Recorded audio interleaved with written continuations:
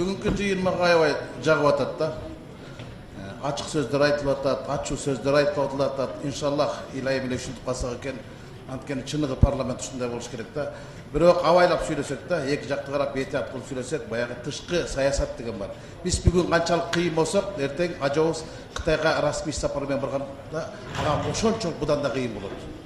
Анан жөн эле ушул жерде отуруп эле баягы тесттеги авария менен мурунку президент менен азыркы президенттин ортосундагы мамилени авария кылам дегендер бул алсыздык эмес, акылсыздык. Мен биринчи ыңгай суроом берип алайынчы. Элдин күткөндөрү ушул болуш керек. Жанагы $600 ачкычты көргөзүп коелучу, мен көрүндүгүм берейин. Ап келдиңерби? Не болгон экен, неден жазылган экен?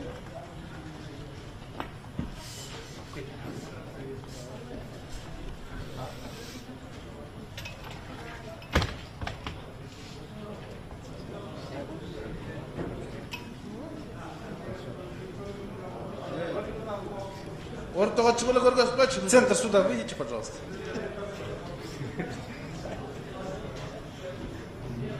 Мындай кылып көргөзүп кой.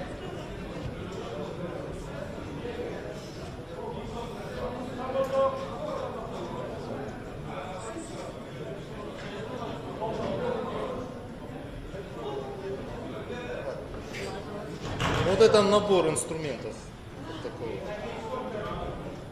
Таких наборов 2 комплекта.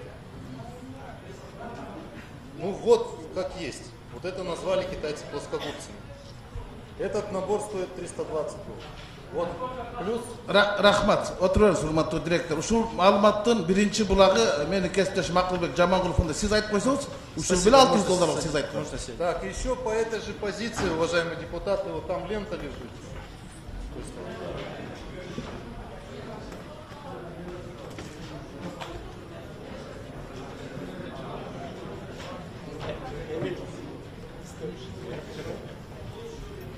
Біз келісіме ұлан көріңіз сұрауыңызда. Көрдім.